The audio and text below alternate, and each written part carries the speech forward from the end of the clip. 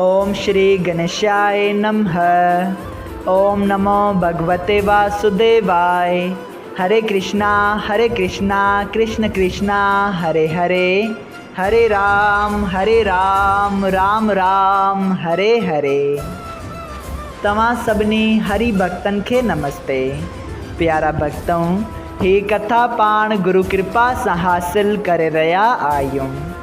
श्री गणपति सरस्वती जो दरे ध्यान करिया थो मां भागवत महापुराण जो बयान, जैमें व्यासदेव ऐं श्री सुखदेव जी कयो आहे श्री कृष्ण लीला जो गुणगान। सबई चओ जय भागवतम महापुराण। प्यारा भक्तों, कल कथा में पाण श्रीमद् भागवत महापुराण साहिब जे 11 स्कंद जे अध्याय 28 में ॾिठो त भगवान श्री कृष्ण उद्धव जी के वृत थियण बाबत सॼो ज्ञान ॿुधाइनि था त कहिड़ी रीत मन ऐं सभिनी इंद्रियनि के वस में करे भगवान जे नाम में ध्यान लॻाए सघिजे थो ऐं अंत ते मुक्तिअ खे प्राप्त कबो। सबई चओ जय श्री कृष्णा। प्यारा भक्तों, अॼु पाण श्रीमद् भागवत महापुराण साहिब जे 11 स्कंद जो अध्याय 29 शुरू करे रहिया आहियूं, जंहिंजो नालो आहे उद्धव के श्री कृष्ण जो मन जे रोकण बाबति ज्ञान ॿुधाइण। प्यारा भक्तों, वृत ज्ञान बाबति ॿुधी श्री उद्धव जी भगवान श्री कृष्ण खां पुछियो त हे दीनानाथ, तव्हां जो चयो त मन खे रोकणु घुरिजे, सो हवा खां बि वधीक तेज़ी रखंदड़ मन खे कीअं रोकजे, अहिड़ी का तजवीज़ ॿुधायो। तव्हां जी माया संसार खे अहिड़ो भुलाए छॾियो आहे जो तव्हां जी कृपा खां सवाइ को बि उन जे ॼार खां छुटी नथो सघे।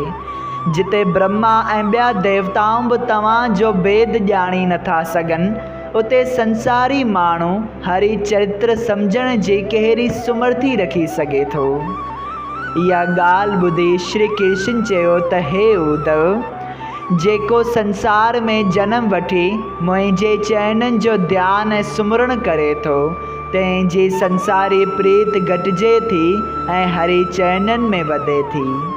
तीर्थ जिते मुंहिंजा भगत ऐं ज्ञानी रहनि था, उते उहो उन्हनि जी संगत में रहे, मुंहिंजे भॼन ऐं सुमरण करे ऐं जीवन ते दया रखी 84 लख जूणियनि में मुंहिंजो प्रकाश हिकु जहिड़ो ॼाणे।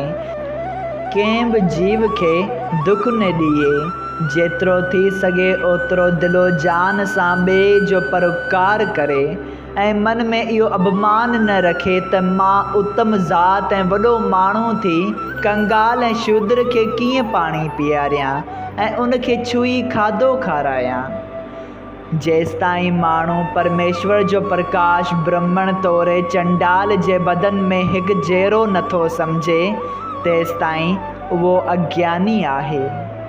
जंहिं मनुष्य देवता दैत पशु पखी वग़ैरह 84 लख जूणियनि में परमेश्वर जो रूप हिकु जहिड़ो सम्झियो, तंहिंखे को बि दुख ॾियण जी ताक़त नथो रखे, उहो ज़रूरु मुक्ति पाए थो। हे उद्धव, इहो सभु गुप्त ज्ञान आहे जो अॼु तोखे ॿुधायो अथमि। तूं इहो ज्ञान हरि भक्तनि साधन ऐं महात्माइनि खे ॿुधाइज, पर चोर ठग लोभी पाखंडी जुआरी शराबी अभिमानी जीव हत्या ऐं वेसाघाती कंदड़ कूड़े ऐं कपटी माण्हूअ खे इहो ज्ञान मतां ॿुधाई, जो उहे हिन ज्ञान मूजिबि हलंदा ई कोन। जीअं अमृत पीतल खे ॿी कंहिं दवा खाइण जी ज़रूरत कोन्हे, तीअं कुकर्मी माण्हुअनि खे वरी ज्ञान रूपी अमृत चखण ते दिलि न थींदी ऐं खेनि बचान पे ई ईंदी आहे।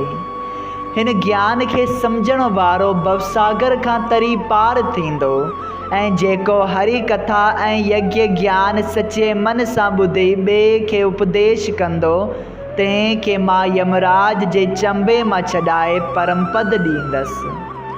प्यारा भक्तों, एतिरी कथा ॿुधाए श्री सुखदेव जी चयो त हे राजा परीक्षित, उद्धव इहो सभु ज्ञान ॿुधी अखियुनि में पाणी आणे श्री कृष्ण खे हथ जोड़े वेनती कई त हे महाप्रभु, तव्हां दया करे ज्ञान जो दीपक मुंहिंजे हृदय में रोशन करे अहिड़ी तरह माया रूपी अंधियारो छॾायो जहिड़ी तरह सूरज निकिरण सां तारा नथा ॾिसजनि।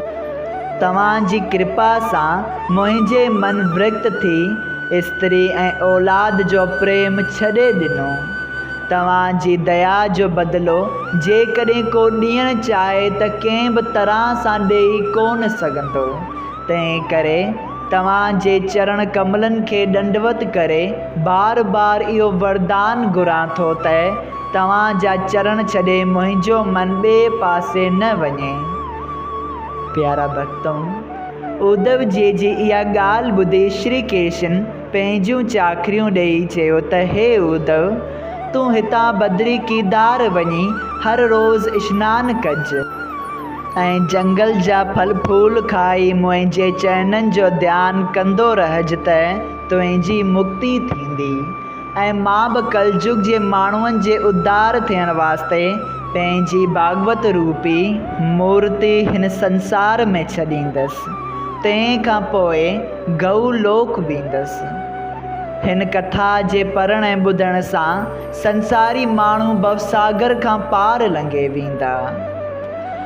उद्धव खे इहा ॻाल्हि ॿुधी त हाणे श्री कृष्ण जे विछोड़े जो दुख सहणो पवंदो ऐं इहा ॻाल्हि सोचे ॾाढो दुखी थियो, पर उन जी आज्ञा टारणु वाजिबु न सम्झी मोकिलायो ऐं बद्रिका आश्रम में वञी त्रिभुवन पतिअ जी आज्ञा मूजिबि सनानु ऐं ध्यानु करणु लॻो। उन ज्ञान जे प्रताप सां कुझु ॾींहं गुज़रण बाद जोग अभ्यास सां पंहिंजो तन छॾे मुक्त पदवीअ खे पहुतो। सभई चयो जय श्री कृष्णा।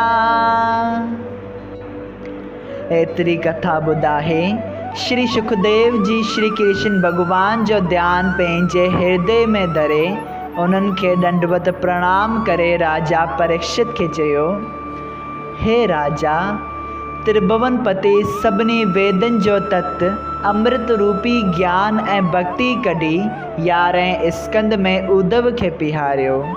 जीअं देवताउनि ऐं दैतनि समुंड विलोरे 14 रतन कढिया हुआ, तीअं वेद व्यास जी सभिनी वेदनि ऐं शास्त्रनि जो तत्व कढी श्रीमद भागवत महापुराण साहिब जी रचना कई आहे।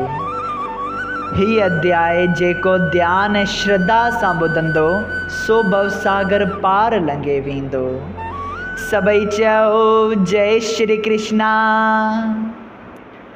प्यारा भक्तों, श्रीमद भागवत महापुराण साहिब जे 11हें स्कंद जो अध्याय 29 संपूर्ण थियो।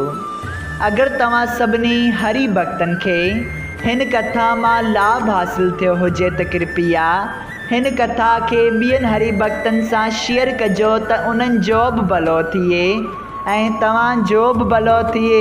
सभई चयो जय सिया राम। राधे राधे।